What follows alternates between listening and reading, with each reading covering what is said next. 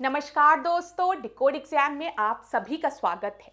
आज की क्लास में हम लोग डिस्कस करेंगे यूपी पीसीएस मेंस 2024 के लिए कुछ इंपॉर्टेंट क्वेश्चंस, ठीक है, जो कि आपके पेपर 3 एग्रीकल्चर पोर्शन से रिलेटेड है। तो चलिए आज की क्लास को स्टार्ट करते हैं मेरे साथ ऐश्वर्या सिंह के साथ। क्लास में किसी भी तरीके का डाउट होगा तो कमेंट बॉक्स में आप लोग मुझे जरूर बताएंगे।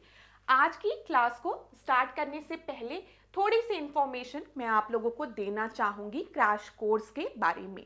ये क्रैश कोर्स जो है ये यूपी पीसीएस मेंस 2024 के लिए है, ठीक है।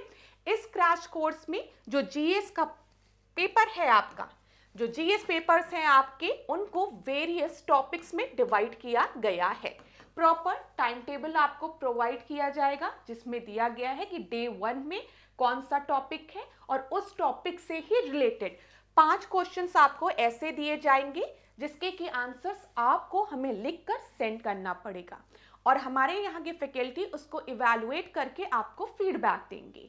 और 5 ही क्वेश्चन इसी टॉपिक से ऐसे रहेंगे जिसके कि मॉडल आंसर्स हम आपको प्रोवाइड करेंगे। तो ध्यान से सुनिएगा क्लास, जो जीएस पेपर हैं आपके उनको वेरियस टॉपिक्स में डिवाइड कर दिया गया है। प्रॉपर टाइम टेबल आपको प्रोवाइड किया जाएगा और उन्हीं टॉपिक्स से रिलेटेड 5 प्रश्न के आंसर्स आप हमें लिखकर सेंड करेंगे और 5 प्रश्न के आंसर्स कोचिंग के द्वारा आपको प्रोवाइड किए जाएंगे मॉडल आंसर्स। तो अगर आपको इस कोर्स से रिलेटेड कोई भी इंफॉर्मेशन चाहिए तो ये आपको व्हाट्सएप नंबर दिख रहा होगा, इस पर आप कांटेक्ट करिए, सारी इंफॉर्मेशन आपको प्रोवाइड करा दी जाएगी। क्लास टाइम टेबल चाहिएगा तो वो भी आप यहाँ सर से पूछ सकते हैं, ठीक है। कोई भी डाउट हो, कोई भी इंफॉर्मेशन चाहिए कि किस तरीके से क्वेश्चंस चेक होंगे, किस बेसिस पे आपको टॉपिक्स अलॉट किए जाएंगे, सारी इंफॉर्मेशन यहाँ पर आपको इस नंबर पर प्रोवाइड करा दी जाएगी। लेकिन ध्यान दीजिएगा क्लास, जो प्रॉब्लम स्टूडेंट फेस करते थे कि मैम पूरा सिलेबस तो पढ़ लिया लेकिन आंसर्स किस तरीके से मेंस में लिखने ये नहीं समझ में आ रहा है, तो यहाँ पर आपको प्रश्नों के माध्यम से पूरे सिलेबस को कवर कराया जा रहा है। तो ये परेशानी आपकी सॉल्व हो जाएगी। आप पहले दिन से ही जब आंसर लिखने लगेंगे ना तो आपकी प्रैक्टिस हो जाएगी, स्पीड भी बढ़ जाएगी, साथ ही साथ किस तरीके से आपको अपने आंसर्स को लिखना है ये भी आपको आ जाएगा। तो क्लास इस कोर्स को जरूर ज्वाइन करिए अगर आप 2024 के मेंस में अपीयर हो रहे हैं। और अगर 2025 का प्रीलिम्स एकदम क्या किया, क्वालिफाई करने का एकदम सोच लिया है आप लोग ने, तो भी आप इस कोर्स को एडवांस में ज्वाइन कर सकते हैं। अभी टाइम है प्रीलिम्स का, तो मेंस की प्रैक्टिस आपकी हो जाएगी। तो चलो अब आज की क्लास को स्टार्ट करेंगे। यहां पर प्रश्न को ध्यान से देखिए, जब भी मेंस में बैठिए, ठीक है, जब आप एग्जामिनेशन हॉल में बैठिए तो प्रश्न को थोड़ा ध्यान से पढ़िए। आप पैनिक कर जाते हैं और प्रश्न को नहीं पढ़ते हैं। अब यही प्रश्न देखो क्या बोला गया है, analyse the challenges and possibilities related to the horticulture agriculture in India. मैं आपको क्लास एक्सपीरियंस से एक चीज बताना चाह रही हूं। हम लोग जब स्टूडेंट्स की कॉपी चेक करते हैं तो हमने पाया है कि यही सेम प्रश्न जो दिया गया है आपको, इसको अलग अलग स्टूडेंट किस तरीके से लिखते हैं। अब आप एग्जामिनेशन हॉल में बैठे हो और आपने बहुत सी चीजें पढ़ी है, एक दिन में 2 पेपर है तो प्रेशर बहुत रहता है। जैसे ही आपने ये प्रश्न देखा आपको दिख गया एक word horticulture agriculture, horticulture agriculture. आपने क्या किया, बिना सोचे समझे कि क्वेश्चन की डिमांड क्या है, आपने पूरा हॉर्टिकल्चर एग्रीकल्चर इन इंडिया लिख डाला। और क्वेश्चन में जो पूछा गया था चैलेंजेस और पॉसिबिलिटी, इसके बारे में आपने प्रॉपर्ली नहीं लिखा। तो मैं आपको गारंटी दे रही हूं कि आपने कितना अच्छा भी आंसर लिखा हो, कितना अच्छा फ्लो चार्ट ड्रॉ किया हो, एग्जामिनर आपको मार्क्स नहीं देगा। अगर ये 12 नंबर का प्रश्न है तो यहां पर आप मान के चलिए कि आपको 3 नंबर प्लस या फिर 4 नंबर जो है, ठीक है, वो आपको चैलेंजेस और पॉसिबिलिटीज के लिए अलॉटेड है और 1-2 नंबर इंट्रोडक्शन और कंक्लूजन के लिए। तो यहां पर क्लास आपको समझना पड़ेगा कि क्वेश्चन की डिमांड क्या है। अब आप आपने जल्दी से पढ़ा, आपने चैलेंजेस पढ़ लिया और पॉसिबिलिटीज पर ध्यान ही नहीं दिया, तो आपने बस चैलेंजेस लिख दिया जितना स्पेस आपको दिया गया था। लास्ट में आपने देखा अरे पॉसिबिलिटी भी पूछा है, 2 लाइन में पॉसिबिलिटी लिखा। तो सोचो आपने प्रश्न को पूरी तरीके से लिखा ही नहीं, भले पन्ने भर गए। तो आपके दिमाग में इस प्रश्न को देखकर आना चाहिए कि ठीक है, हम हॉर्टिकल्चर के बारे में स्टार्टिंग के 1-2 लाइन में डिफाइन कर देंगे, ठीक है। उसके बाद हमारा मेन जो फोकस रहेगा वो चैलेंजेस और पॉसिबिलिटीज पे रहेगा। इसको हम प्रॉपरली डिफाइन करेंगे मेन बॉडी में आंसर के, और लास्ट में कंक्लूड करेंगे। तो इंट्रोडक्शन, कंक्लूजन हर प्रश्न में होना चाहिए उत्तर में, ठीक है, याद रखिएगा। और बीच में जो मेन बॉडी है उसमें प्रश्न में क्या पूछा गया है वो आपको बताना होगा। तो इस प्रश्न में मेजर जो चीज पूछी गई है वो चैलेंजेस और पॉसिबिलिटीज पूछी गई है। पेपर में जब आंसर लिखोगे तो चैलेंजेस लिख के उसको 2 बार अंडरलाइन कर देना, ताकि एग्जामिनर को ढूंढने में दिक्कत ना हो। और मैंने आपको पहले भी एक चीज समझाई है क्लास, जितने आसानी से उसको अपने आंसर्स दिख जाएंगे वो उतना अच्छा मार्क्स आपको देगा। अब बेचारा पूरा आंसर लिखा हुआ है और उसको मिल ही नहीं रहा कि चैलेंजेस पॉसिबिलिटीज कहाँ लिखी है, नहीं लिखा है, गुस्सा के आपको 12 में से 2, 3, 4, 5 नंबर देके छोड़ देगा। लेकिन अगर उसमें प्रॉपर उसमें दिख जाएगा कि भाई चैलेंजेस भी लिखा है, पॉसिबिलिटी भी लिखा है, वो मार्क्स देगा। तो यही चीज बहुत इंपॉर्टेंट होती है। आप में से ज्यादातर स्टूडेंट क्वेश्चंस को प्रॉपरली नहीं पढ़ते हो। अभी मैं समझा रही हूं तो लग रहा होगा मैम पता है, आगे बताइए आंसर में क्या लिखना है। ऐसा भी हो रहा होगा बहुत लोगों के साथ, लेकिन ये गलती एग्जाम में होती है। तो जब भी एग्जाम में अपने प्रश्न को पढ़िए, देख लीजिए, एनालाइज करने को बोला है, किसको, चैलेंजेस और पॉसिबिलिटीज को, जो कि किससे रिलेटेड है, हॉर्टिकल्चर से रिलेटेड है, ठीक है। ध्यान दीजिए, कृषि में संबंधित चुनौतियां और संभावनाओं का विश्लेषण करने को बोला है यहाँ पर, ठीक है। तो चलो अब हम लोग देखते हैं। सबसे पहले हॉर्टिकल्चर की अगर हम बात करें, यहाँ पर ध्यान दीजिएगा क्लास जो मैं आपको बताने जा रही हूं। अगर मैं आपसे पूछूं कि हॉर्टिकल्चर क्या होता है, इंट्रोडक्शन देना है, इस प्रश्न में आपको इंट्रोडक्शन बस 1-2 लाइन में लिखने की आवश्यकता है। लेकिन हो सकता है आपकी परीक्षा में जो मेन क्वेश्चन का थीम हो वो हॉर्टिकल्चर ही हो। आपको बोल दिया जाए हॉर्टिकल्चर डिफाइन करो और भारत में किस तरीके का प्रोग्रेस चल रहा है इस फील्ड में ये बताओ, ऐसे भी पूछा जा सकता है। लेकिन इस प्रश्न में आपको हॉर्टिकल्चर बस 2 लाइन में लिखना है। अब दिमाग में आएगा कि कैसे 2 लाइन में लिखें।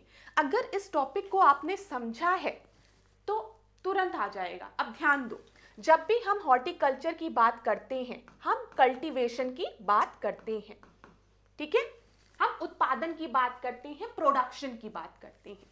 देखो कीवर्ड्स को हमेशा पकड़ो क्लास, मैं आपसे फिर कहूंगी, मेंस के आंसर्स अगर आपको लिखना सीखना है तो कीवर्ड्स को पकड़ लो। तो जब भी हॉर्टिकल्चर की हम बात करेंगे हम कल्टीवेशन, प्रोडक्शन की बात करेंगे, ठीक है, हम प्रोसेसिंग की भी बात करेंगे, और मार्केटिंग की बात करेंगे, विपणन की बात करेंगे। इतनी चीज क्लियर है? तो ये कुछ कीवर्ड्स हैं। हॉर्टिकल्चर में cultivation, production, processing as well as marketing की हम बात करते हैं। किन के? अब ये प्रश्न, यहां पर वेजिटेबल्स भी हो सकते हैं, ठीक है, यहां पर फ्रूट्स भी हो सकते हैं, यहां पर अगर हम देखें तो प्लांट्स भी हो सकते हैं और फ्लावर्स। तो cultivation, production, processing and marketing of vegetable, fruits, plants and flower is known as horticulture. बताओ कितनी आसान डेफिनेशन है, कभी भी भूलोगे? जब मैं आपसे एग्रीकल्चर की बात करती हूं, अगर मैं आपसे पूछूं एग्रीकल्चर क्या है, तो वहां पर भी तो हम कल्टीवेशन, प्रोसेसिंग और मार्केटिंग की बात करते हैं। बताओ, सीड्स की, ठीक है, कोई दिक्कत? इसी तरीके से हॉर्टिकल्चर में इस तरीके से आप याद रख सकते हैं। मैंने तो बहुत आप लोगों को विजिबल हो इसलिए इतना बड़ा सा डायग्राम बना दिया है, लेकिन आप इसको थोड़ा सा छोटे में बना सकते हैं अपने पेपर में। और एक चीज याद रखिएगा क्लास, जब भी आप आंसर लिखेंगे ना, जैसे ये आपकी शीट है, ये आपकी शीट है, ठीक है, अब कुछ लोग क्या कहते हैं, आप में से ज्यादातर स्टूडेंट्स को अब पता चल गया होगा, हर टीचर आपको बता देगा कि सुनो फ्लो चार्ट बना के आना, एग्जाम्पल लिख के आना, मार्क्स मिलेंगे। लेकिन फ्लो चार्ट बनाने का भी तरीका है। ये आपका पेपर है, अगर अब आपने इतना बड़ा डायग्राम बना दिया फ्लो चार्ट और यहां पर लिखा 2 लाइन, तो एग्जामिनर को भी समझ में आ जाएगा कि आप पेपर भर रहे हैं, आप पेज को भर रहे हैं। आप जब भी फ्लो चार्ट बनाइए, ध्यान दीजिएगा क्लास, जो भी बात मैं आपको बता रही हूं यहां पर, जब भी आप फ्लो चार्ट बनाएंगे, कोई भी डायग्राम बनाएंगे, आप प्रॉपरली इतने से स्पेस में उसको बना दीजिए। जैसे अभी यहीं पे हॉर्टिकल्चर से रिलेटेड आपको बनाना है, आपने लिख दिया हॉर्टिकल्चर, मैं छोटा छोटा बता रही हूँ यहाँ पर, फिर आपने लिख दिया प्रोसेसिंग, प्रोडक्शन, मार्केटिंग, ठीक है, सीड्स, फ्लावर, मतलब यहाँ पर सीड्स नहीं, फ्लावर, वेजिटेबल्स, ठीक है, और फिर आपका हो गया प्लांट्स, हो गया फ्रूट्स, हो गया, इसकी बात हमने कर ली। अब यहां पर आप अपने आंसर को लिखेंगे, ठीक है। तो एग्जामिनर को भी क्या लगेगा कि भाई इसको पता भी है, शॉर्ट में इसने यहां पर ड्रॉ भी कर दिया और प्रॉपर डिस्क्राइब भी किया है, ठीक है। अब ये नहीं कि आधे पन्ने में फ्लो चार्ट ही बना के रख दिया, ये सब काम नहीं करना है। प्रॉपर तरीके से साइड में आपने डायग्राम बनाया और इधर आपने प्रॉपर वे में लिखा, और जो भी क्वेश्चन की डिमांड है उसको आपने अंडरलाइन किया। तो अब इस तरीके से याद रहेगा ना। अब देख लो यहां पर देख लो एक बार, जब भी हम हॉर्टिकल्चर की बात करेंगे, बागवानी की बात करेंगे, तो बागवानी जो है एक व्यापक और विधि क्षेत्र है जिसमें फलों, सब्जियों, फूलों और शोभाकार पौधों की खेती, कल्टीवेशन, ठीक है, उत्पादन, प्रोडक्शन, ठीक है, प्रसंस्करण, मतलब हम प्रोसेसिंग की बात कर रहे हैं, और विपणन की हम बात कर रहे हैं, मतलब हम मार्केटिंग की बात कर रहे हैं। ये चीज क्लियर है। अब देखो, अगर बागवानी के प्रकार की हम बात करें हॉर्टिकल्चर की, तो यहाँ पर पोमोलॉजी जो होती है वो फलों की खेती कहलाती है। विटीकल्चर की हम बात करेंगे तो अंगूर की खेती हो गई, ठीक है। ओलेरीकल्चर की हम बात करेंगे तो सब्जियों की खेती हो गई।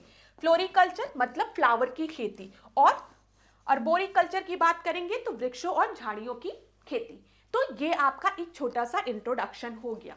अब इस प्रश्न में अगर चाहो क्लास, जो प्रश्न आपसे पूछा गया है, जिसमें हमारा मेन पर्पस क्या है कि हमें यहाँ पर चैलेंजेस और पॉसिबिलिटीज बतानी है, उसमें आप बस इतना ही इंट्रोडक्शन लिख सकते हो हॉर्टिकल्चर के बारे में, ठीक है। ये अगर मन ना करे, लगे कि स्पेस फालतू में आपका लग रहा है, तो इस पोर्शन को आप हटा भी सकते हो। मैंने आपसे इसको इसलिए डिस्कस कर लिया कि पेपर में आप लिख सकते हो अगर हॉर्टिकल्चर से रिलेटेड कोई प्रश्न आए। देखो, अब यहीं पर आप लिख दो ना फ्लोरिकल्चर, इसे हम कहते हैं फ्लोरिकल्चर। देखो ये थोड़ा सा इसको क्लीन करें, ओ पूरा क्लीन हो गया। चलो फिर से एक बार सुन लीजिए क्लास, ताकि आप अच्छे सा डायग्राम बना पाए। यहां पर आपने लिखा हॉर्टिकल्चर, अगर आपको ड्रॉ करना है तो आप ड्रॉ भी कर सकते हैं।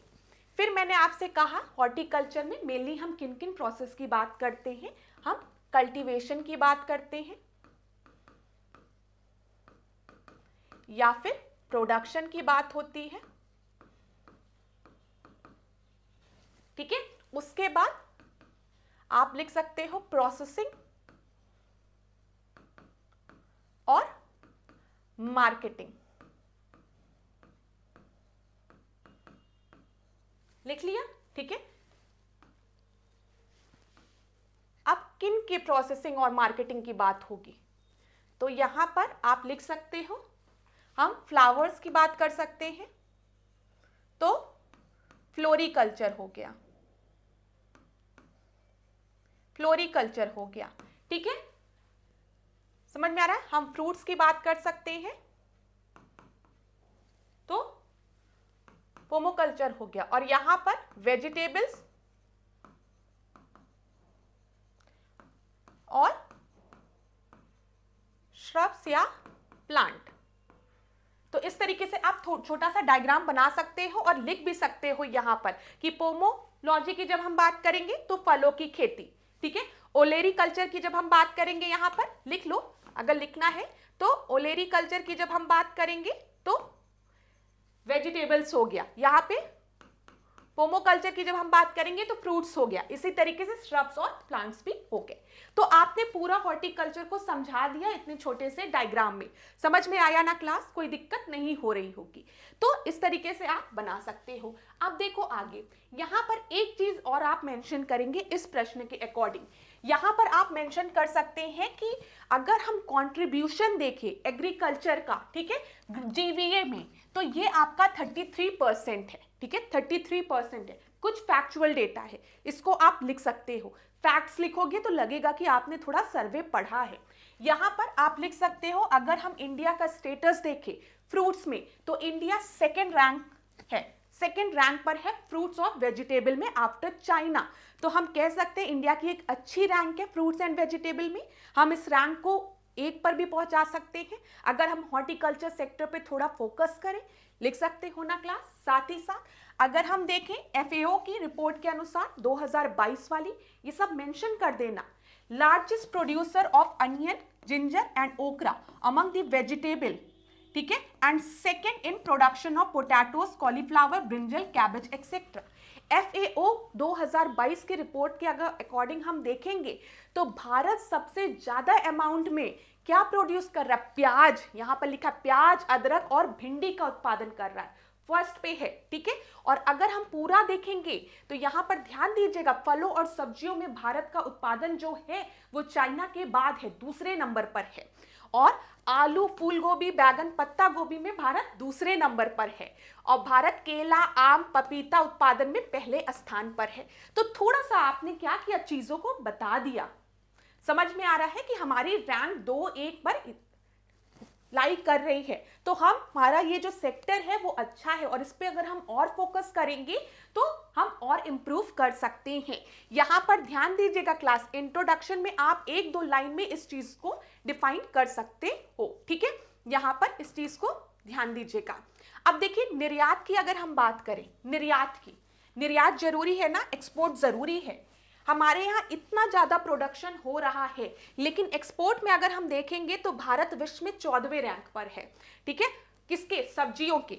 और फलों के निर्यात में 23वें रैंक पर है। तो आप सोचिए, अगर हमारे यहाँ फलों और सब्जियों के उत्पादन की बात करें तो हम चाइना के बाद दूसरे नंबर पे हैं। हाँ, ये सही है कि हमारे यहाँ भी पॉपुलेशन बहुत बड़ी है, तो एक कारण है कि हमारे यहाँ की पॉपुलेशन के लिए ही ये सफिशिएंट नहीं होता है। तो हम एक्सपोर्ट पर कैसे ध्यान देंगे, निर्यात पर कैसे ध्यान देंगे, ये एक चैलेंज होगा। लेकिन आप लिखो इसको कि लेकिन हम देखते हैं कि भारत 14वें रैंक पर है सब्जियों के निर्यात में और 23वें रैंक पर है फलों के निर्यात पे। तो अगर हम इस पर ध्यान दें तो कहीं ना कहीं हम निर्यात को बढ़ाकर हम क्या कर सकते हैं, भारत की इकोनॉमी को बढ़ा सकते हैं। बैलेंस ऑफ ट्रेड आप लोग पढ़ते हो तो लिख सकते हो ये सारे पॉइंट्स। इसका स्क्रीनशॉट लेना हो तो क्लास लीजिए। मैं थोड़ा सा स्लाइड से हटती हूँ और जितनी भी इंक है इसको रिमूव कर देती हूँ। ध्यान दीजिए, इंट्रोडक्शन में 1-2 चीजें आप इस तरीके से लिख सकते हो, ठीक है। अब स्क्रीनशॉट ले लो जल्दी से, फिर आगे बढ़ूं मैं। आगे बढ़ते हैं। अब देखिए चैलेंजेस क्या क्या है। अभी तो चैलेंजेस दिख रहे हैं, दिमाग में याद रहेगा। लेकिन मैं हमेशा स्टूडेंट से कहती हूँ जब भी एग्रीकल्चर का सब्जेक्ट पढ़ाती हूँ कि एग्रीकल्चर वाला ये जो पोर्शन है ना, ये सबसे आसान है, सबसे आसान पोर्शन है। अब मैं आपको कुछ चीजें बताऊंगी, उसको ध्यान से सुनिएगा। इस वाले को मैं रिमूव करती हूं, ध्यान दीजिएगा क्लास, यहां पर इसको रिमूव करती हूं, इनको ध्यान से सुनिएगा, एकदम ध्यान से।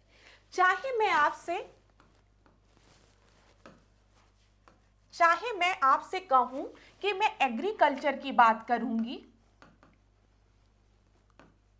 या फिर मैं आपसे कहूं कि मैं हॉर्टिकल्चर की बात करूंगी, किसी भी चीज में अगर हमें पूरा प्रोसेस पता है, पूरा प्रोसेस, जैसे ध्यान से सुनिएगा, एग्रीकल्चर की हम बात कर रहे हैं, अभी आपको 2 मिनट में समझ में आ जाएगा। अब 2 मिनट इमेजिन करो आप भारत के किसान हैं, आप भारत के किसान हैं। तो अब मैं आपसे कहूं कि आपको एग्रीकल्चर करना है, कृषि करना है, तुम बताओ तुम्हारी क्या क्या रिक्वायरमेंट है, मैं सारी रिक्वायरमेंट फुलफिल करती हूं, कल से खेती करना। तो अब इमेजिन करो आप किसान हैं तो सबसे पहले आपको किस चीज की रिक्वायरमेंट होगी? लैंड की। जमीन चाहिए ना, लिख लो, लैंड की रिक्वायरमेंट होगी। हॉर्टिकल्चर की बात करेंगे तब भी जमीन की जरूरत होगी। भारत में क्या दिक्कत है लैंड को लेकर, बताओ जल्दी से, चैलेंज क्या है? अच्छा अभी चैलेंज नहीं बात करते, पहले आपकी रिक्वायरमेंट देखते हैं। आपने कहा कि मैम मुझे जमीन की आवश्यकता है खेती करने के लिए। मैंने कहा चलो जमीन देती हूं। फिर मैंने कहा और बताओ किस चीज की आवश्यकता है?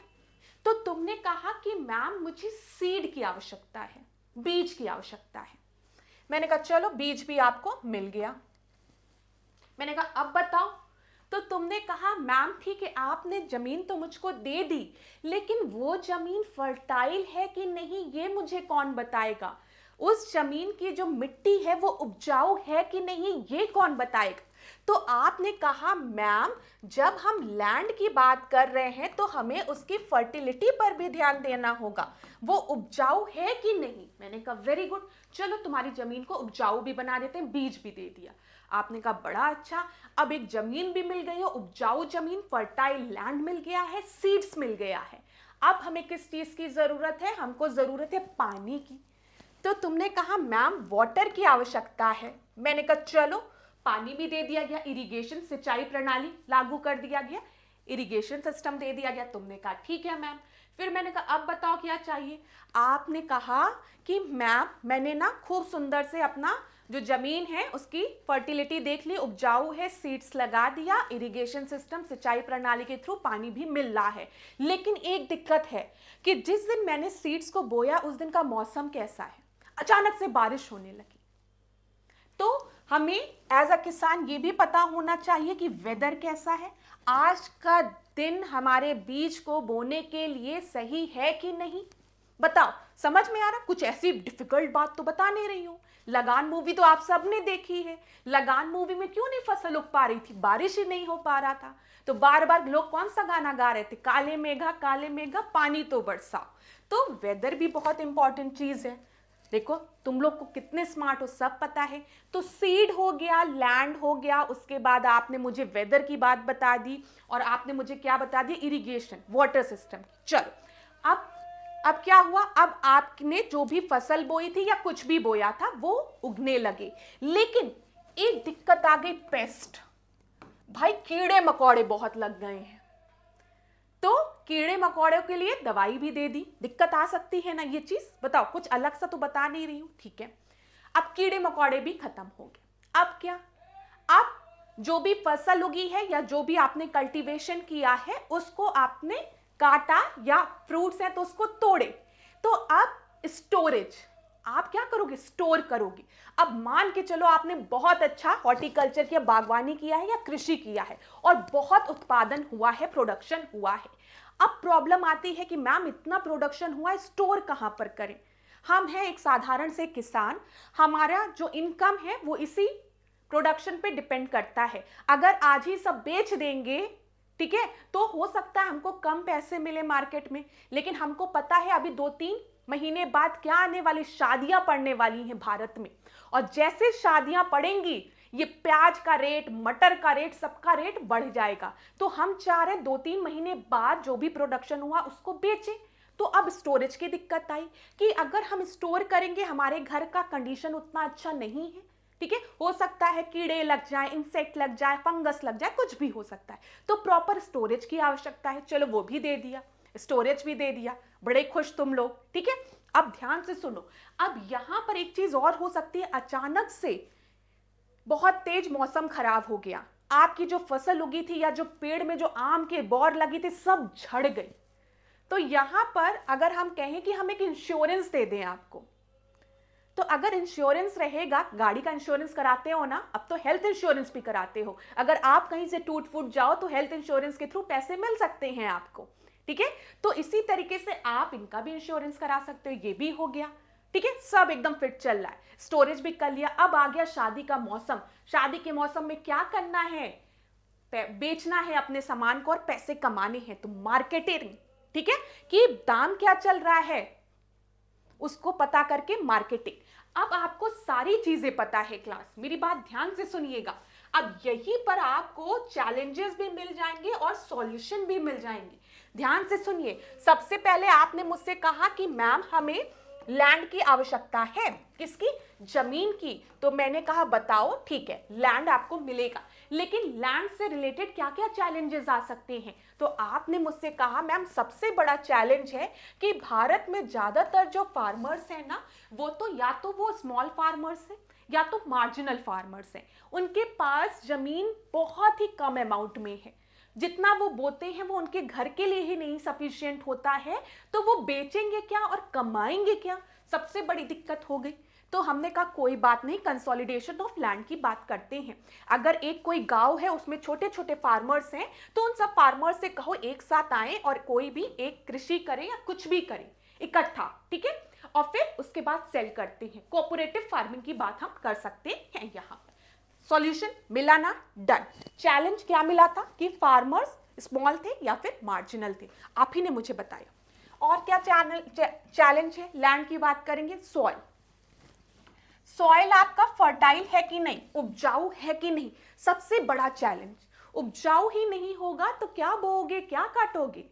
तो यहां पर सॉइल हेल्थ कार्ड की बात किसने कर दी? सरकार ने कर दी। कहीं बिल्कुल मत परेशान होइए, आप सॉइल हेल्थ कार्ड के थ्रू अपने सॉइल की हेल्थ को जान सकते हैं, ठीक है। कलेक्शन कमिटी आएगी, ठीक है, वो आपके सॉइल को कलेक्ट करेगी, लैब में उसकी टेस्टिंग होगी और आपको बताया जाएगा कि आपके सॉइल में कौन कौन से न्यूट्रिएंट्स प्रेजेंट हैं, ठीक है, और क्या क्या रिक्वायरमेंट है। तो सॉइल हेल्थ कार्ड ने उसको क्या कर दिया? सॉल्व कर दिया। अब आपको पता चल गया कि आपके सॉइल को क्या रिक्वायरमेंट है और कौन सी चीज आपको बोनी है, उसके अकॉर्डिंग आप जो भी आपको ऐड करना है न्यूट्रिएंट्स या हम कह सकते हैं कि फर्टिलाइजर आप ऐड कर दोगे, ठीक है। यहाँ पर आप ध्यान दे सकते हो कि हम ऑर्गेनिक फार्मिंग की भी बात कर सकते हैं, लिखिएगा ये सारी चीजें, ठीक है। ये चीज समझ में आया? चलो फिर उसके बाद आपने कहा मैम वेदर की बात करते हैं। तो वेदर के लिए भी अब क्या है, आप देखते हैं कि हमारे यहाँ ई टेक्नोलॉजी का डेवलपमेंट हो रहा है एग्रीकल्चर में। जीपीएस के थ्रू क्या किया जा रहा है, बता दिया जा रहा है, वेदर फोरकास्टिंग की जा रही है मौसम ऐप के थ्रू, कि किसानों को पता रहे कि आने वाले एक हफ्ते में मौसम कैसा रहेगा।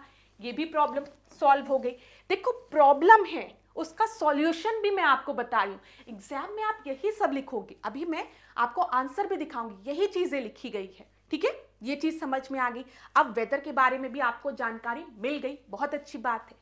यहाँ पर हम सीड्स की बात करें या फिर सैंपल्स की बात करें, ठीक है, तो आपको पता है कि अब जो है वो हम जेनेटिकली मॉडिफाइड क्रॉप्स के बारे में बात कर रहे हैं, हाई यील्ड वैरायटी सीड्स के बारे में बात कर रहे हैं। जितनी अच्छी सीड्स होगी उतना ही ज्यादा प्रोडक्शन अच्छा होगा, मानते हो ना?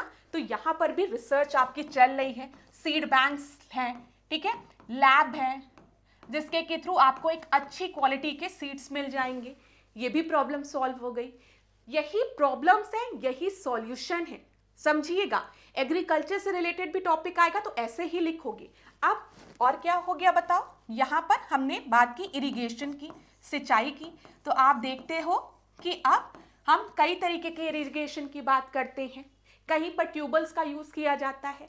ट्यूबवेल्स का यूज कहाँ किया जाता है? जहां पर पानी का जो ग्राउंड वाटर का जो लेवल है वो आपका अच्छा है, वहां पर ट्यूबवेल चलाया जाता है। लेकिन हर जगह ग्राउंड वाटर लेवल आपका नहीं अच्छा है। राजस्थान की तरफ चले जाओगे या कहीं पर भी जहां पर प्रॉपर ग्राउंड वाटर लेवल नहीं है, वहां पर हम इरिगेशन की बात करते हैं। इरिगेशन में भी अगर आप देखेंगे तो माइक्रो इरिगेशन की हम बात करते हैं, ड्रिप इरिगेशन की बात करते हैं ना, पर ड्रॉप पर क्रॉप की बात कर रहा है ना सरकार, पर ड्रॉप पर क्रॉप। बताओ, थोड़ा सा मैं आपको समझाने का प्रयास कर रही हूं। अगर आपको ये चीज समझ में आएगी ना तो प्लीज मुझे कमेंट बॉक्स में बता देना, ठीक है, कि मैम समझ में आया जो आप बताना चाह रही थी। तो यहाँ पर आपने कहा इरिगेशन भी सॉल्व हो गया, इसमें माइक्रो इरिगेशन, ड्रिप इरिगेशन आप लिख सकते हो सारी चीजों के बारे में, ठीक है। फिर यहाँ पर अगर हम देखें, ये सब तो आपका प्रोसेस हो गया। हार्वेस्टिंग की बात अगर हम करें या फिर क्लास, देखिए अब टेक्नोलॉजी के बारे में भी आप लिख सकते हो। इरिगेशन में ड्रोन का यूज करके पेस्टिसाइड का छिड़काव किया जा सकता है। सॉरी, हम जब पेस्टिसाइड की, जब हम किसकी बात करेंगे, पेस्ट की बात करेंगे, तो ड्रोन का यूज करके क्रॉप्स की हेल्थ कैसी है उसको डिटेक्ट करके क्या किया जा सकता है, पेस्टिसाइड का छिड़काव किया जा सकता है। इसी तरीके से ड्रोन का यूज इरिगेशन में भी यूज किया जा सकता है, ठीक है। कहाँ पर पानी की कमी है, कहाँ पर पानी का छिड़काव करना है, तो सारी प्रोसेस किए जा सकते हैं। अब हार्वेस्टिंग आ गई, काटने का समय आ गया। पोस्ट हार्वेस्टिंग में क्या क्या प्रॉब्लम आती है, स्टोरेज की प्रॉब्लम आती है। तो स्टोरेज के लिए अब क्या किया जाता है, कोल्ड स्टोरेज प्रोवाइड किया जाता है। आप जा सकते हैं कोल्ड स्टोरेज में, अपने क्रॉप को, जो भी आपका गुड्स है उसको ले जाकर वहां पर रख सकते हैं। आपको एक कार्ड दे दिया जाएगा कि फलाने किसान ने इतना इतना क्वांटिटी का, कुंटल का अपना सामान स्टोरेज में रखा है। तो उस कार्ड से आपको एक बेनिफिट भी होगा। क्या बेनिफिट होगा कि आप बैंक से लोन ले सकते हो, ठीक है। आप बैंक में जाओ और कहो ये मेरा कार्ड है, ठीक है, मैंने इस स्टोरेज में इतने इतने कुंटल मेरा गेहूं चावल सब रखा हुआ है, मुझे लोन चाहिए, बैंक आपको लोन भी देगा। तो फाइनेंशियल असिस्टेंस भी आपको मिल जाएगा, प्लस स्टोरेज भी प्रॉपर हो जाएगा, ठीक है। ये चीज क्लियर है ना क्लास, समझ में आ रहा है। तो पेस्ट लगने वाली दिक्कत ये भी सॉल्व हो जाएगी। अब हम लोग प्रधानमंत्री फसल बीमा योजना के बारे में भी लिख सकते हैं एग्रीकल्चर में, इसमें, ठीक है, ध्यान दीजिएगा। और साथ ही साथ ई नैम की बात करें, एक प्रॉपर मार्केट आपको प्रोवाइड किया गया है, जिससे आपको पता चल रहा है भारत के कोने कोने में क्या रेट चल रहा है और हमें क्या रेट प्रोवाइड किया जा रहा है। तो जब आपको भारत में पता रहेगा कि ये फसल जो है वो इतने में बिक रही है, तो जो यहाँ पर एक ट्रांसपेरेंसी आएगी। जो मिडिल मैन होते थे ना, जो क्या करते थे, किसानों से सामान खरीदकर महंगा बेचते थे मार्केट में जाके, वो मिडिल मैन एलिमिनेट हो जाएंगे। तो एक तरीके से आपने चीजों को समझा जो मैंने आपको बताया। अगर समझ में आया है क्लास, तो मुझे कमेंट बॉक्स में जरूर बताइएगा, क्योंकि मुझे भी पता चलना चाहिए कि मैं जो अपने स्टूडेंट्स को बता रही हूं, क्या वो पॉइंट्स वो समझ पा रहे हैं कि नहीं, ठीक है। इसलिए मैं आपसे कह रही हूं कि कमेंट बॉक्स में बताइएगा मुझे। अब देखो, प्रश्न आपका एग्रीकल्चर से रिलेटेड हो या फिर हॉर्टिकल्चर से रिलेटेड हो, आप सब लिख सकते हो और आप सॉल्यूशन भी प्रोवाइड कर सकते हो। अब हम पॉइंट्स को डिस्कस करेंगे। चैलेंजेस में सबसे पहला चैलेंज क्या लिखा है, क्लाइमेट चेंज, ठीक है। क्लाइमेट चेंज मैंने आपको बताया, जब वेदर के बारे में ही नहीं पता आपको कि मौसम कैसा रहेगा, तो आप क्या उगाओगे, क्या कल्टीवेट करोगे। हाँ, एक वेदर का असेसमेंट होना चाहिए ना, जिसके लिए सरकार ने कई स्कीम्स लेके आए हैं, कई ऐप भी है जिसके के थ्रू किसान घर बैठे ही देख सकते हैं आने वाला जो समय है वो कैसा रहेगा, ठीक है। तो इसमें देखो क्या लिखा है, कहीं पर एक्सट्रीम, क्या सूखा पड़ रहा है, कहीं पर फ्लड आ जा रहा है, कहीं पर टेम्परेचर आज बहुत कम था, कल बहुत ज्यादा हो जा रहा है। तो ये क्लाइमेट चेंज जो है, ये प्रॉब्लम सारी कंट्रीज फेस करती है और भारत तो बहुत ही ज्यादा फेस करते हैं। समझ में आया क्लास? तो पहला चैलेंज तो यही हो गया। फिर मैंने आपको बताया वाटर स्कार्सिटी, पानी की कमी, ठीक है। तो यहां पर हम लोग इरिगेशन को प्रमोट कर सकते हैं, पर ड्रॉप पर crop, micro irrigation, drip irrigation, ठीक है। ट्यूबवेल्स का यूज वहां करेंगे जहां पर मतलब जरूरत हो। तो बहुत से टाइप्स ऑफ इरिगेशन आप पढ़ोगे। तो यहाँ पर स्कार्सिटी की वजह से लिमिटेड पानी अवेलेबल होगा, तो जितने की जरूरत है उतना पानी नहीं मिल पाएगा, जिसके वजह से क्रॉप्स आपकी सूख भी सकती हैं, या फिर आपने कोई फसल लगाई है या फ्रूट उगाया है, सब्जियां उगाई हैं, वो सूख भी सकते हैं। चैलेंजेस, पेस्ट एंड डिजीज मैंने आपको बताया। अरे भाई, आम की बौरें लगी हैं, बहुत अच्छा लग रहा है, इस बार आम बहुत अच्छा होगा, आम का मौसम आ रहा है ना, तो अब बौर लगने लगती है ना। तो लेकिन अब कीड़े आ गए, या फिर मौसम खराब था, पूरी बौरें झड़ गई, ये सब दिक्कत हो सकती है ना। तो यहाँ पर पेस्ट और डिजीज भी एक चैलेंज है। फिर पोस्ट हार्वेस्ट लॉस मैंने आपको बताया, प्रोडक्शन तो बहुत ही अच्छा हुआ, लेकिन आपको पता है कि अभी 2 महीने बाद शादियां, लगन स्टार्ट होने वाली है। प्याज का रेट, टमाटर का रेट अगर हम उस समय बेचें तो बहुत पैसा मिलेगा। सेब, केला उस समय अगर बेचा जाए, चलो केला तो उतना ड्यूरेबल नहीं होता है, लेकिन सेब हम लोग उस समय बेचें तो बहुत पैसा मिलेगा। तो अभी सस्ते में क्यों बेचना चाहोगे, आप भी तो अपना प्रॉफिट कमाना चाहोगे, तो उसके लिए स्टोरेज की दिक्कत आती है, ठीक है। अब प्रॉपर कोल्ड स्टोरेज प्रोवाइड करा दिया जाए, जहां पर किसान जो टमाटर हुए उनको कोल्ड स्टोरेज में रख दे। टमाटर को प्रिजर्व करने के लिए जो टेम्परेचर की रिक्वायरमेंट है उस कोल्ड स्टोरेज में अगर प्रोवाइड कर दी जाए तो टमाटर 1 साल तक भी चलेगा, कोई दिक्कत। या फिर आपका मन है कि हम शादी विवाह में टमाटर ना भेजें, हम तो इंडस्ट्रीज को बेचेंगे, जहां पर प्रोसेसिंग की जाती है, टमाटर से केचप बनाया जाता है, फ्रूट से जैम बनाया जाता है, वहां से पैसे ज्यादा मिल रहे हैं, तो उसके लिए भी आपको इनको प्रॉपरली उनको हैंड ओवर करना पड़ेगा। इतना इजी तो नहीं है, हो सकता तब तक सड़ जाए, अंगूर सड़ जाए। अब अल्फांसो आम खाना है, महाराष्ट्र से यूपी आते आते पता चला सड़ गया। तो ये एक कनेक्टिविटी होनी चाहिए, बीच में कोल्ड स्टोरेज होना चाहिए, प्रॉपर टेम्परेचर होना चाहिए। ये सारी चीजें सोचोगे तो लिख लोगे। इंफ्रास्ट्रक्चर क्या लिखा है? इंफ्रास्ट्रक्चर डेफिशिएंसी, जो मैंने आपको बताया। अगर पुअर रोड होंगी, प्रॉपर कनेक्टिविटी नहीं होगी। अब नॉर्थ ईस्ट का कोई फल खाना है और यूपी में बैठ के खाना है, प्रॉपर कनेक्टिविटी ही नहीं है, वहां पर फल आते आते आते आते सड़ गया। ठीक है, सब्जी आते आते आते सड़ गई, क्या मतलब? तो प्रॉपर कनेक्टिविटी होना चाहिए, एडिक्वेट कोल्ड चेन होना चाहिए। अभी यहां पर हम चैलेंजेस लिख रहे हैं, इस वजह से हम इनएडिक्वेट कोल्ड चेन की बात किए हैं। लॉजिस्टिक और लिमिटेड प्रोसेसिंग फैसिलिटी, ठीक है, ये सारे चैलेंजेस हैं, और यही चैलेंजेस को जब तुम हटाओगे तो वो आपका सॉल्यूशन मिल जाएगा। ये चीज समझ में आ रही है ना क्लास? देखो कितना आसान है ये टॉपिक, पता नहीं क्यों स्टूडेंट्स घबराते हैं। आप ध्यान दीजिए, इसी तरीके से लो एक्सपोर्ट, मैंने आपको पहले ही बताया, आप वो डेटा यहां पर मेंशन कर सकते हो। अगर हम फ्रूट और वेजिटेबल की बात करें तो भारत में चाइना के बाद भारत विश्व में दूसरे नंबर पर है। लेकिन अगर हम एक्सपोर्ट की बात करें वेजिटेबल और फ्रूट्स में, तो आप देख लो 23वें 24वें नंबर पे है, जो कि एक वास्ट डिफरेंस है। हमको इस डिफरेंस को क्या करना है? खत्म करना है। यहाँ पर एक सबसे बड़ी प्रॉब्लम है, वो है सैनिटरी एंड फाइटोसैनिटरी मेजर्स। ठीक है, यहां पर ध्यान दीजिएगा। समझ में आ रहा है क्लास? तो आप ये चीज लिख सकते हो। आप इंफ्रास्ट्रक्चर डेफिसिट, मैंने आपको बता दिया है कि कोल्ड स्टोरेज नहीं है, प्रॉपर वेयर हाउसिंग फैसिलिटीज नहीं है, तो जो भी फ्रूट्स हैं या वेजिटेबल्स हैं वो सड़ जा रहे हैं। ठीक है, तो अगर उनको प्रॉपर स्टोरेज प्रोवाइड किया जाए तो ये काफी दिन तक आपके सस्टेन कर सकते हैं। तो यहां पर ध्यान दीजिएगा, जो परसेबल, जैसे मैंने आपसे कहा स्ट्रॉबेरीज बहुत अच्छा हुआ है, बहुत अच्छा, या फिर लीची बहुत अच्छी लगती है, उसको बिहार से भेजना है आपको किसी नॉर्थ ईस्टर्न स्टेट में या दूसरी कंट्री में। अब सोचिए, लीची अगर आपने पैक कर दिया और प्रॉपर उसको कोल्ड स्टोरेज में नहीं रखा, प्रॉपर लॉजिस्टिक चेन नहीं रही, तो पहुंचते पहुंचते अमेरिका वो सड़ जाएगी। तो इस चीज पर ध्यान दीजिएगा जो बता रही हूं मैं आपको। ठीक है, यहां पर अगर आप देखेंगे बहुत से ऐसे स्टेट्स हैं जैसे उत्तर प्रदेश, वेस्ट बंगाल, पंजाब, ठीक है, यहां पर 59% ऑफ जो आपकी कोल्ड स्टोरेज फैसिलिटी है वो इन्हीं स्टेट में प्रेजेंट है, और बाकी स्टोरेज फैसिलिटीज ज्यादातर स्टेट्स में क्या है, वो आपके इनइक्विटेबल है, मतलब वहां पर है ही नहीं फैसिलिटीज। ये भी डेटा आप लिख सकते हो। फिर देखिए स्मॉल ऑपरेशनल लैंड होल्डिंग, मैंने आपको बताया लैंड होल्डिंग बहुत बड़ी प्रॉब्लम है, ये तो आपका सबसे पहला पॉइंट आप यहां पर लिख सकते थे। एक बार इंक वो कर दूं ताकि आप लोगों को स्क्रीनशॉट लेना हो तो आप लोग स्क्रीनशॉट भी ले लें। मैं इधर आ जाती हूं।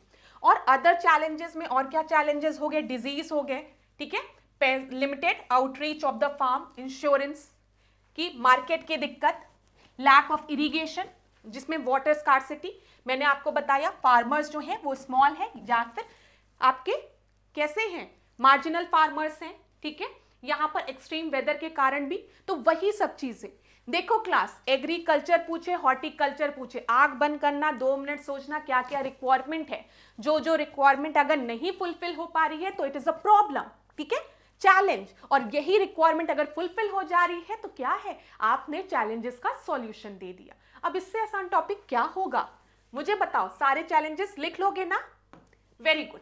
अब वैल्यू एडिशन की हम बात करें, मैंने आपको बताया फ्रूट से मैं क्या बना रही हूं, जैम बना रही हूं, ठीक है, टमाटर से केचप बना रही हूं, तो इसके थ्रू क्या कर सकते हैं हम एक पूरा आपका मार्केट डेवलप कर सकते हैं, डेवलप कर सकते हैं ना। अब जो आइटम्स थे खाली हम लोग एज डायरेक्ट उसको कंज्यूम नहीं करें, आप देखते हैं आजकल कितनी डिमांड है किसकी, गार्लिक और उसकी जिंजर गार्लिक पेस्ट की, ठीक है, केचप्स की, और वेरियस केचप्स की, jam, pineapple, mango, mixed fruit, juice की बात करें, रियल जूस और कौन कौन से जूस आता है, तो इन सबको प्रोसेस करके फार्मर्स के पास, जो भी आपके कल्टीवेटर्स है उनके पास एक ग्रेट अपॉर्चुनिटी हो सकती है। समझ में आ रहा है? तो आप लिख सकते हैं value addition, Enhancing processing and value-added products like fruit juice, jam, pickles, dehydrated vegetables can increase the market value and export potential. ये चीज समझ में आई ना? कैंडीज भी मिलती है ना, फ्रूट कैंडीज, आंवला कैंडीज, तो सारी चीजें आप यहाँ पर लिख सकते हो। अब ये नहीं कि मैम बोल बोल के इतने अच्छे से आंवला कैंडी बता रही है, अचार बता रही है, ये सब बता रही है, तो ऐसे नहीं लिखना है, आपको इस तरीके से लिखना है, वैल्यू एडिशन। मैं आपको समझाने के लिए इस तरीके से बता रही हूँ। फिर देखिए एक्सपोर्ट अपॉर्चुनिटी, मैंने आपको पहले भी बताया है, उसमें आप डेटा लिख सकते हो कि हम देखें तो सेकंड रैंक है भारत की वेजिटेबल और फ्रूट प्रोडक्शन में, लेकिन अगर हम एक्सपोर्ट की बात करें तो हम बहुत पीछे हैं। तो अगर एक्सपोर्ट अपॉर्चुनिटी बढ़ाएंगे तो कहीं ना कहीं हम एक्सपोर्ट मार्केट को बढ़ाएंगे, ठीक है, ये चीज आप लिख सकते हो। न्यूट्रिशनल सिक्योरिटी, अरे अब तो देखो अब क्या है, अब तो सब लोग हेल्थ कॉन्शियस हो गए हैं, हो गए हो ना, मानते हो ना? अब आप लोग देखोगे कि कितनी तरीके की सीड्स लोग कंज्यूम करने लगे हैं ना, और साथ ही साथ अगर फ्रूट्स को देखें तो सब लोग फ्रूट्स खाने लगे। अब ड्रैगन फ्रूट्स, और देखो इसमें ये प्रेजेंट है, इसमें मतलब सिट्रिक विटामिन सी प्रेजेंट है, तो उसको कंज्यूम करो। आंवला जूस कंज्यूम करने लगे, फाइब्रस फूड खाने लगे हैं, तो ये सब क्या है, न्यूट्रिशनल सिक्योरिटी भी आपकी कम वो होगी। क्लाइमेट स्मार्ट हॉर्टिकल्चर, हम अगर क्लाइमेट स्मार्ट हॉर्टिकल्चर पर ध्यान दें कि कहाँ पर किस तरीके का क्लाइमेट है और वहाँ पर किस तरीके का फ्रूट्स या फ्लावर्स आपके कल्टीवेट किए जा सकते हैं, तो ये भी एक बहुत अच्छी चीज़ है। उसी के थ्रू हम लोग क्या करेंगे, हम लोग को रिजल्ट अच्छा मिलेगा ना, प्रोडक्शन ज़्यादा अच्छा होगा। और जो भी चैलेंजेस है उनको मिटिगेट करें, जैसे कहीं पर अगर सूखा पड़ रहा है तो वहाँ पर प्रॉपर इरिगेशन सिस्टम लगाया जाए, ठीक है, वहाँ पर उस तरीके के क्रॉप्स बोए जाए।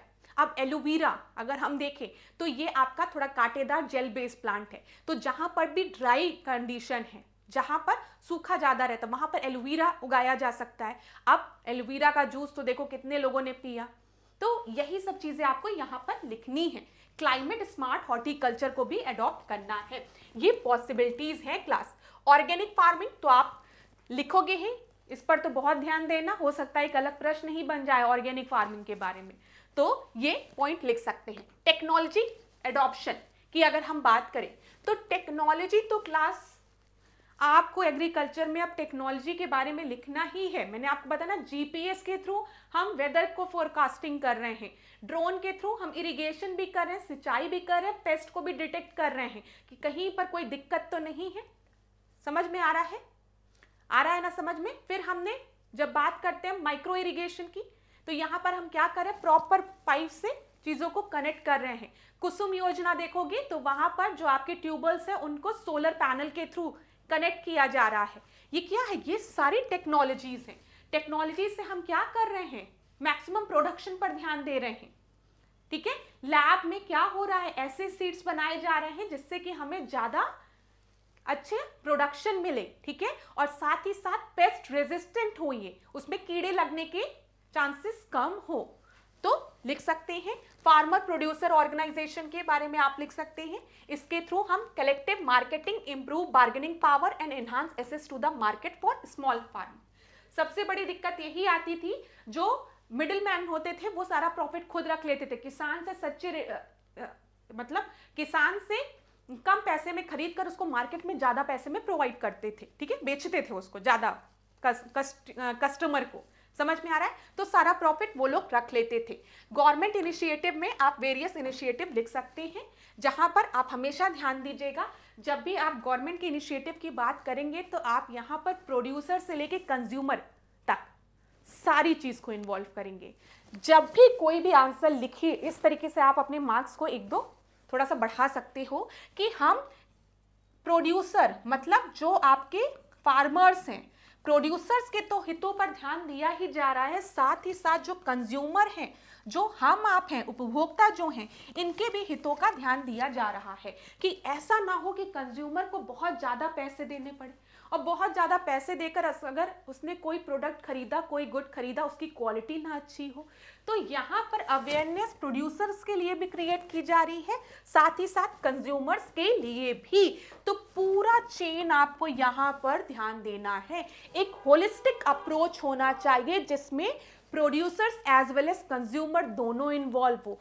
फार्मर्स जो कि प्रोड्यूस कर रहे हैं और कंज्यूमर हम आप, या फिर कोई बिजनेस, ठीक है, कोई भी एंटिटी, तो उनको भी एक प्रॉपर अच्छा सामान पहुंचे, ये याद रखिएगा। चलो, इतनी चीज क्लियर हो गई होगी क्लास। ध्यान दीजिएगा, पॉइंट्स बहुत हैं, बस आपको एक तरीके से समझना पड़ेगा। यहां पर मैंने वही सब चीजें आपको बताई है। जलवायु परिवर्तन, ध्यान दीजिएगा क्लास जो बताने जा रही हूं, जलवायु परिवर्तन और प्राकृतिक आपदाएं, ठीक है। फिर भंडारण और प्रसंस्करण की कमी, मतलब स्टोरेज और प्रोसेसिंग की, कीट और रोग प्रबंधन, कीट, ठीक है, बाजार तक की सीमित पहुंच, तकनीकी ज्ञान और अनुसंधान की कमी, सिंचाई की समस्या, भूमि सीमाएं और लागत, ये सब क्या है, ये सब चैलेंजेस हैं। समझ में आ रहा है? तो आप पॉइंट वाइज लिख सकते हैं। अब संभावनाएं, अपॉर्चुनिटी, आर्थिक विकास और रोजगार, ये तो सबसे बड़ी चीज है। मैंने अभी आपको बताया कि आर्थिक विकास होगा, इकोनॉमिक डेवलपमेंट होगा, आप एक्सपोर्ट वाला पॉइंट भी लिख सकते हैं, ठीक है। लोगों को रोजगार मिलेगा, एम्प्लॉयमेंट मिलेगी। और हॉर्टिकल्चर का एक बेनिफिट और है, देखिए जब भी किसान किसानी करता है, अब उसने खारिफ बोया या फिर रबी क्रॉप बोई, आपको पता है जो रबी क्रॉप है उसको अक्टूबर के समय बोया जाता है और मार्च के समय काटा जाता है। इसी तरीके से जब हम बात करते हैं खरीफ क्रॉप की, तो उसको अगस्त जुलाई के समय बोया जाता है और अक्टूबर के समय काटा जाता है।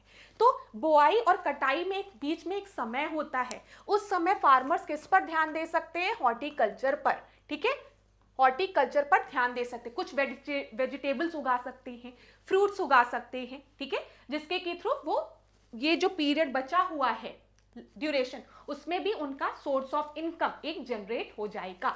तो आप ये लिख सकते हो अपॉर्चुनिटी में।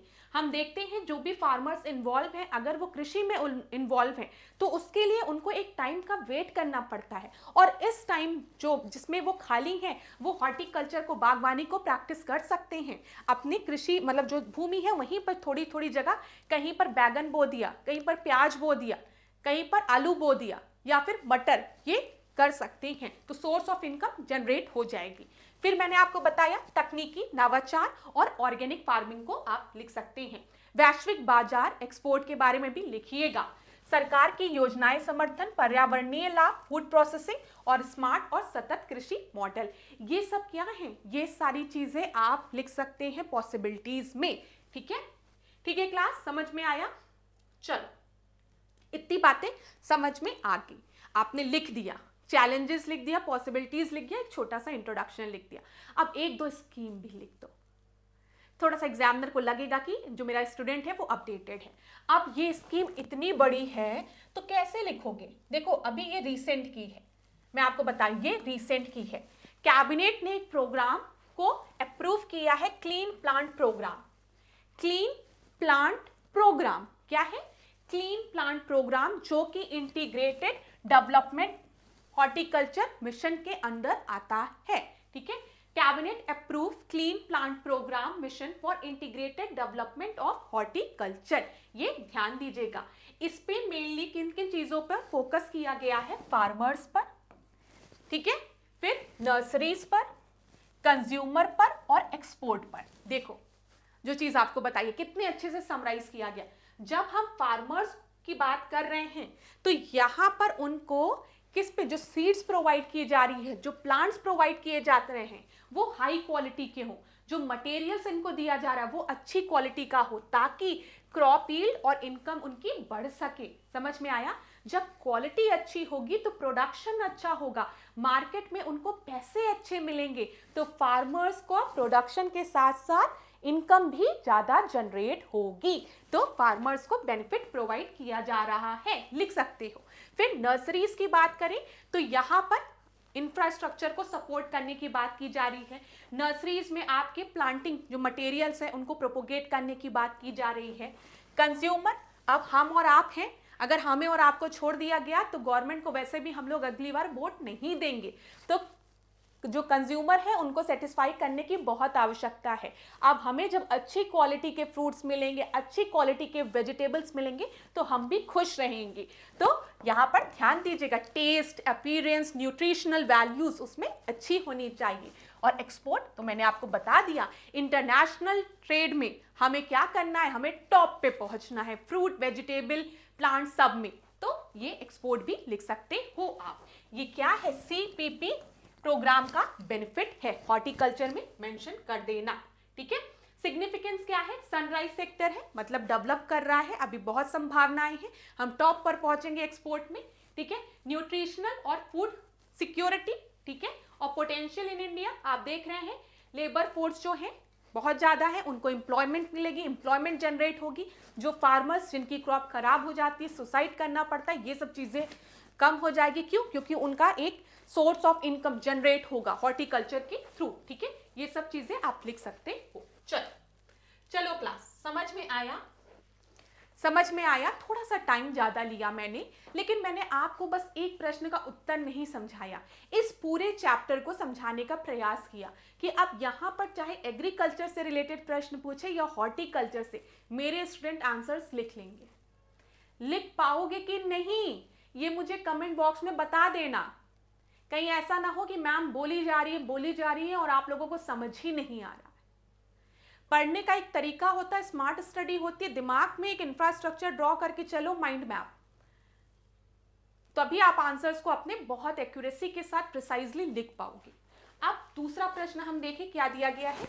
भारत में कृषि, देखिएगा क्लास ध्यान से, भारत में कृषि उत्पादों की ढुलाई और विपणन से संबंधित प्रमुख समस्याएं और उनके निवारण पर चर्चा करिए। यहाँ पर क्या बोला गया, जो मेजर प्रॉब्लम है ट्रांसपोर्टेशन से और मार्केटिंग से रिलेटेड एग्रीकल्चर सेक्टर में, उसको आपको मेंशन करना है और उसके सॉल्यूशन को भी बताना है। तो प्रॉब्लम डिस्कस करनी है किन किन चीजों में, ट्रांसपोर्टेशन में और मार्केटिंग में, ठीक है। और सॉल्यूशन क्या हो सकता है ये आपको बताना है। तो वीडियो को अगर पॉज करना चाहो तो 2 मिनट पॉज भी कर सकते हो। ध्यान दीजिएगा, मार्केटिंग की बात यहाँ पर की गई है, ठीक है, और ट्रांसपोर्टेशन में क्या क्या प्रॉब्लम फेस की जाती है। तो अब सोचो 2 मिनट सोचो और सॉल्यूशन बताओ। देखो सबसे पहले इंट्रोडक्शन आप लोग लिखिएगा, अब एक इंट्रोडक्शन लिखिएगा, मैं पॉइंट्स बताती हूं आपको। जब हम ट्रांसपोर्टेशन की बात कर रहे हैं, ध्यान दीजिएगा क्लास, मैं ट्रांसपोर्टेशन की बात कर रही हूं, तो यहां पर poor road infrastructure, proper road ही नहीं है, प्रॉपर कनेक्टिविटी ही नहीं है, तो जो बड़े बड़े व्हीकल्स हैं वो पहुंच ही नहीं पाएंगे या फिर उनको पहुंचने में बहुत समय लगेगा। तो आप लिख सकते हो पुअर रूरल रोड इंफ्रास्ट्रक्चर। हम देखते हैं बहुत से ऐसे विलेजेस हैं जहां पर प्रॉपर रोड नहीं बनी है, जिसके वजह से वहां से मार्केट में सामान पहुंचने में बहुत ज्यादा डिले हो जाता है। ट्रांसपोर्टेशन में सबसे पहली प्रॉब्लम। दूसरा, lack of cold chain facility. अभी मैंने आपको बताया अगर हम कोल्ड स्टोरेज की बात करें तो कुछ ही स्टेट में कोल्ड स्टोरेज आपको मिलेंगे, बहुत से ऐसे स्टेट्स हैं जहां पर कोल्ड स्टोरेज मिलेंगे ही नहीं, और अगर नहीं मिलेंगे तो जो परसेबल आइटम्स हैं आपके वो सड़ जाएंगे, गल जाएंगे। तो lack of cold chain facility, अब आपको एक स्टेट से दूसरे स्टेट भेजना है सामान, अगर वहां पर कनेक्टिविटी नहीं होगी, प्रॉपर चेन नहीं होगा, कोल्ड चेन फैसिलिटी, तो इतना डिले हो जाएगा कि सामान ही सड़ जाएगा। तो लिख सकते हो जो परसेबल गुड्स हैं, जैसे कि फ्रूट्स की बात करें, वेजिटेबल की बात करें, डेयरी प्रोडक्ट्स की बात करें, फ्लावर्स की बात करें, ठीक है, वो स्पॉइल हो जाएंगे। क्यों? क्योंकि कोल्ड स्टोरेज ही नहीं है, रेफ्रिजरेटर ही नहीं है। समझ में आ रहा है? ये भी एक दिक्कत है। फिर तीसरी दिक्कत, हाई ट्रांसपोर्टेशन कॉस्ट। अब हम देख रहे हैं कि हमारे यहाँ प्रोडक्शन बहुत हुआ है और हमको पता है, मतलब महाराष्ट्र में अल्फांसो आम बहुत हुआ है और महाराष्ट्र के लोगों को पता है, वहाँ के किसानों को, कि अगर हम इसको यूपी में बेचे तो ज़्यादा अच्छा प्राइस मिलेगा, लेकिन उनको अपने सामान को यहाँ तक भेजने के लिए ट्रांसपोर्टेशन कॉस्ट बहुत देनी पड़ रही है। तो उनके दिमाग में एक बार आएगा ना, इतना ज़्यादा अगर पैसे ट्रांसपोर्टेशन कॉस्ट लगेगा, इससे अच्छा हम यहीं पर लोकल मार्केट में बेच देते हैं कम रेट पे ही। तो ये भी आप लिख सकते हो। देखो, poor rural road infrastructure, lack of cold chain facility, high transportation cost, ठीक है, जिसके वजह से क्या हम देखते हैं, फ्यूल प्राइस ज़्यादा है, इनएफिशिएंट लॉजिस्टिक है, ठीक है, और मिडिलमैन जो है ये लोग क्या करते हैं, कॉस्ट ऑफ ट्रांसपोर्टेशन बढ़ा देते हैं। तो किसान सोचेगा यही लोकल मार्केट में बेच देते हैं। Inadequate rail and freight connectivity, मैंने आपको बताया बहुत सी ऐसी जगह है जहां पर प्रॉपर कनेक्टिविटी नहीं है, रेलवे नहीं है, स्टोरेज नहीं है, कॉरिडोर्स नहीं है, ठीक है, जिसकी वजह से जो भी सामान, जो भी गुड्स भेजा जा रहा है वो उतने सही समय पर नहीं पहुंच पाता है। आप लिखो fragmented supply chain, fragmented supply chain. अब क्या है, हम देख रहे हैं कि कोई एक इंडस्ट्री है, ठीक है, कोई भी एक बिजनेस है, अब वो पोटैटो चिप्स बना रहा है और उसे पता है कि जो पोटैटो की हमें रिक्वायरमेंट है वो यूपी के किसान के पास वो क्वालिटी के पोटैटोज हैं। एक एग्जाम्पल मैं आपको दे रही हूँ। तो उन्होंने कहा अब हम यहाँ से यूपी से इसको ट्रांसपोर्ट करते हैं, लेकिन फिर वही दिक्कत, प्रॉपर लॉजिस्टिक नहीं होगा, प्रॉपर चेन नहीं होगी, कनेक्टिविटी नहीं होगी, तो वो सामान वहां तक पहुंच ही नहीं पाएगा और हो सकता है वेस्ट भी हो जाए। तो यही चीज को देखिए, यहाँ पर मैंने कुछ बहुत अलग पॉइंट तो आपको बता दिया नहीं, आप सभी में से ज्यादातर स्टूडेंट्स को ये पॉइंट पता है कि क्या क्या प्रॉब्लम हो सकती है। तो आप लिखिए पेपर में ऐसे ही, poor rural road infrastructure, lack of cold chain facility, high transportation cost, inadequate rail and freight connectivity, fragmented supply chain। लिख लीजिए चैलेंजेस, लिखिए ट्रांसपोर्टेशन में क्या क्या चैलेंजेस हो सकते हैं, ठीक है। अब दूसरा क्या पूछा गया था, मार्केटिंग में क्या क्या चैलेंजेस हो सकते हैं, तो ध्यान दीजिएगा क्लास। सबसे पहले डिपेंडेंस ऑन मिडिलमैन, मैंने आपको बताया ना, मिडिलमैन क्या करते थे, किसानों से सामान सस्ते में खरीद लेते थे और मार्केट में जाकर उसको महंगा बेचते थे। तो बेचारे जो कंज्यूमर हैं, हम और आप, उनको ज़्यादा पैसे देने पड़ रहे थे, किसानों को बेचारे जो प्रोड्यूस कर रहे हैं उनको कम पैसे मिल रहे थे। बेनिफिट किसको हो रहा था, जो ये मिडिलमैन होते थे वो सारा प्रॉफिट रख लेते थे। लैक ऑफ मार्केट इंफॉर्मेशन, अब कोई किसान है बेचारा भोला भाला, उसके यहाँ खूब प्याज हुई है, अब उसको पता ही नहीं है प्याज का रेट आने वाले 1-2 महीने में शादियां पड़ने वाली, बढ़ने वाला है, वो बेचारा 10 रुपए किलो ही प्याज बेच डाला और उसको पता ही नहीं है अभी ये रेट 20 रुपए किलो, 50 रुपए किलो हो जाएगा आने वाले समय में। सोचो अगर उसको इतनी जानकारी हो तो वो प्याज अभी नहीं बेचेगा, ठीक है। तो नॉलेज की भी कमी होती है। Lack of market information, inadequate storage facility, ये देखिए अब बहुत अच्छा प्रोडक्शन हुआ है, टमाटर बहुत अच्छा हुआ है, अब किसान को पता भी है कि आने वाले समय में शादियां पड़ने वाली हैं और 25 रुपए किलो टमाटर जो है वो 60 रुपए किलो होने वाला है, लेकिन बेचारे को ये भी पता है कि 2 महीने तक मैं अपने टमाटर को यहाँ पर घर में नहीं रख सकता हूँ, सड़ जाएगा, खराब हो जाएगा। अब बेचारा मजबूरी में ही टमाटर को 25 रुपए किलो बेच देगा। लेकिन अगर उसके पास प्रॉपर कोल्ड स्टोरेज हो तो वो क्या करेगा, समझदारी दिखाएगा और कोल्ड स्टोरेज में ले जाकर टमाटर को रख देगा और जब टमाटर का रेट बढ़ेगा तो बेचेगा। तो poor warehousing infrastructure result in post harvest losses due to spoilage and wastage. फिर देखिए agriculture produce market committee restriction की बात यहाँ पर की गई है। State regulated mandis often create monopolies, यहाँ पर ध्यान दीजिएगा class, restricting farmer from selling their produce freely. अब कहीं ना कहीं जो स्टेट रेगुलेटेड मंडीज है ना, वो फार्मर्स पे को थोड़ा रेगुलेट करती हैं कि वो अपने प्रोडक्ट्स को अपने तरीके से अपने मन मर्जी नहीं बेच सकते हैं। फिर price fluctuation, lack of direct market access. अब देखिए प्राइस फ्लक्चुएशन भी होता है ना, अब मटर का समय है, मटर सस्ती हो जाएगी, मटर का समय खत्म होगा तो वही मटर महंगी मिलने लगेगी, तो ये भी ध्यान दीजिएगा। Lack of direct market access, अब फार्मर्स जो हैं उनका डायरेक्ट एक्सेस नहीं होता है बिजनेस के साथ, ठीक है। अगर हम देखें जो रिटेलर्स हैं उनके साथ डायरेक्ट एक्सेस नहीं होता है, जिसके वजह से जो प्रॉफिट उनको मिलना चाहिए वो नहीं मिल पाता है। तो मार्केटिंग में आप ये सारी चीजें लिख सकते हो क्लास, ठीक है। बताओ लिख लोगे ना, dependence on middleman, lack of market information, inadequate storage facility, APMC, price fluctuation, lack of direct market access, सब पॉइंट लिख लीजिएगा। चलिए अब हम देखें सॉल्यूशन क्या क्या हो सकते हैं। जो चैलेंजेस थे उसी को सॉल्व कर दो, कनेक्टिविटी नहीं थी तो रूरल कनेक्टिविटी प्रोवाइड कर दो, जो चैलेंजेस थे उसी के सॉल्यूशन प्रोवाइड कर रहे हैं। प्रॉपर कनेक्टिविटी नहीं थी, रूरल कनेक्टिविटी नहीं थी, तो हमने प्रॉपर रूरल कनेक्टिविटी प्रोवाइड कर दी। ट्रांसपोर्ट इंफ्रास्ट्रक्चर को मजबूत किया, जो फार्मर्स को ज्यादा पे करना पड़ रहा था ट्रांसपोर्ट करने के लिए अपने सामान को, अब उनको कम पे करना पड़ेगा। मंत्री ग्राम सड़क योजना, ठीक है। फिर यहाँ पर पब्लिक प्राइवेट पार्टनरशिप को यहाँ पर क्या करें, हम प्रमोट करें, ठीक है। Strengthening the cold chain and storage facility, mega food park scheme सरकार ने स्टार्ट की है ना, मेगा फूड पार्क स्कीम आप लिख सकते हो। इसके थ्रू हम कोल्ड चेन और स्टोरेज फैसिलिटी को क्या कर रहे हैं, स्ट्रेंथन कर रहे हैं। ठीक है, लिखिएगा ये सब चीजें। Modern warehouse facility provide की जा रही है। Solar powered cold storage provide किया जा रहा है, क्योंकि कोल्ड स्टोरेज में बिजली की आवश्यकता होगी ना, तो बिजली का बिल भी बड़ा आएगा। अगर बिजली का बिल ज्यादा आएगा तो किसानों को ज्यादा पे करना पड़ेगा। लेकिन अगर हम इनको किससे कनेक्ट कर दे, सोलर पावर से कनेक्ट कर दे, सोलर पैनल्स लगा दे, तो बिजली का खर्चा कम होगा, तो फार्मर्स को भी कम पैसे देने पड़ेंगे। ये सब चीजें ध्यान दीजिएगा। हम मिडिल मैन को क्या करेंगे, एलिमिनेट करने की बात करेंगे। फार्मर्स को मार्केट से डायरेक्ट एसेस प्रोवाइड करेंगे। ई नैम की बात कर सकते हैं, ठीक है, मंडीज की बात आप कर सकते हैं, यहाँ पर एफपीओ की बात आप कर सकते हैं। वही सब चीजें लिखी है क्लास। तो जो प्रॉब्लम्स है उसी का सॉल्यूशन मैं यहाँ पर आपको प्रोवाइड कर रही हूँ। यहाँ पर मार्केट इंफॉर्मेशन सिस्टम को हम एनहांस करेंगे। किसान कॉल सेंटर के थ्रू किसान कॉल करके जानकारी ले सकता है। ठीक है, हर गांव में एक आपका सेंटर होगा जहां पर किसान जाकर पूछ सकता है, सारी इंफॉर्मेशन ले सकता है कि मार्केट में क्या रेट चल रहा है, सारी मदद उसको मिलेगी।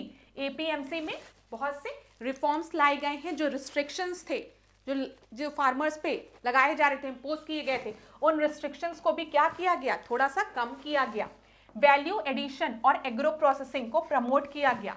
मैंने आपको बताया ना, अब टमाटर बहुत हुआ है, किसान को पता है कि एक केचप बनाने वाली कंपनी है, तो वो उनके साथ एक कॉन्ट्रैक्ट साइन करके अपने यहाँ के टमाटर उस केचप इंडस्ट्री में बेच सकते हैं, तो सीधे उनको पैसे मिल सकते हैं। ये सब चीजें लिख सकते हैं। प्राइस स्टेबलाइजेशन एंड मेजर, ठीक है, यहाँ पर मिनिमम सपोर्ट प्राइस की जब हम बात करते हैं, एमएसपी की बात करते हैं, तो फार्मर्स को घाटा नहीं होगा। ठीक है, उनको एमएसपी तो मिलेगा ही मिलेगा। तो ये देखिए, यही सब चीजें आपको लिखनी है अपने आंसर्स में, और जब आप लिखेंगे तो एग्जामिनर आपको मार्क्स भी देगा जो आपकी कॉपी चेक करेगा। कंक्लूजन में किस तरीके से लिखा है यहाँ पर एक बार देख लीजिए। Improving transportation and marketing of agriculture product is crucial for enhancing farmers' income and ensuring the food security. हमें मार्केटिंग और ट्रांसपोर्टेशन पे ध्यान देने की क्यों आवश्यकता है? इसी के थ्रू हम फार्मर्स की इनकम को इन्हांस करेंगे, साथ ही साथ फूड सिक्योरिटी की भी बात हम करेंगे। तो मार्केटिंग सॉल्यूशन पॉलिसी रिफॉर्म के थ्रू हम एक efficient and farmer friendly agriculture supply chain को बना सकते हैं। यही इस तरीके से आप अपने आंसर को कंक्लूड कर सकते हैं। क्लास बताइए, समझ में आ रहा है ना? तो यहाँ पर हमने इतनी चीजों को डिस्कस किया। क्लास थोड़ी लंबी हुई, लेकिन मैं आशा करती हूँ कि आपको समझ में आया होगा कि किस तरीके से आप अपने आंसर्स को लिख सकते हैं। आप इस क्लास की स्पीड बढ़ाकर एक बार इस क्लास को देखिएगा ज़रूर, अगर आप मेंस की तैयारी कर रहे हैं, क्योंकि जिस अप्रोच से मैंने आपको बताया है कि एग्रीकल्चर के टॉपिक को किस तरीके से आपको पढ़ना है, अगर आप उन पॉइंट्स को दिमाग में रख के इस टॉपिक को पढ़ेंगे ना, तो प्रश्न किसी भी तरीके का पूछ ले, आप आंसर लिख लेंगे। बस कुछ पॉइंट देखिए कि क्या क्या पॉसिबिलिटीज हैं, क्या क्या चैलेंजेस हैं, और उन चैलेंजेस को ओवरकम कैसे करना है। अगर ये आपको समझ में आ गया तो क्वेश्चन किसी भी तरीके से पूछे तो आप उत्तर लिख लोगे। तो चलिए क्लास, अब आज के सेशन को यहीं पे एंड करूंगी। नेक्स्ट क्लास में आपसे मिलूंगी। ठीक है, मेंस के और किस टॉपिक्स में आपको दिक्कत हो रही है वो आप मुझे कमेंट बॉक्स में बता सकते हैं। हम लोग एक माइंड मैप ड्रॉ करके चलेंगे, ताकि एक आपके दिमाग में पॉइंट्स रहे, और पेपर में कितना भी पैनिक आप करें, प्रेशर रहे, आप अपने आंसर्स को लिख लें उन पॉइंट्स को ध्यान में रखते हुए। तो आज के सेशन को यहीं एंड करेंगे। क्लास में बताइएगा जरूर कमेंट बॉक्स में कि क्लास कैसी लगी, और मेंस में कौन से टॉपिक ऐसे हैं जिसमें कि आपको दिक्कत हो रही है, ये भी आप हमको बता सकते हैं। धन्यवाद क्लास। इसी तरीके से मेरे साथ ऐश्वर्या सिंह के साथ डिकोड एग्जाम के साथ बने रहिए। खूब पढ़िए, खूब आगे बढ़िए, और अपने पर भरोसा रखिए, अपने ईश्वर पर भरोसा रखिए, माँ बाप के आशीर्वाद पर, और अपने प्रियजनों के आशीर्वाद पर भरोसा रखिए। सफलता आपको जरूर मिलेगी। Thank you so much class. Health का ध्यान दीजिएगा और गुड लक। खूब पढ़िए, खूब आगे बढ़िए। Thank you.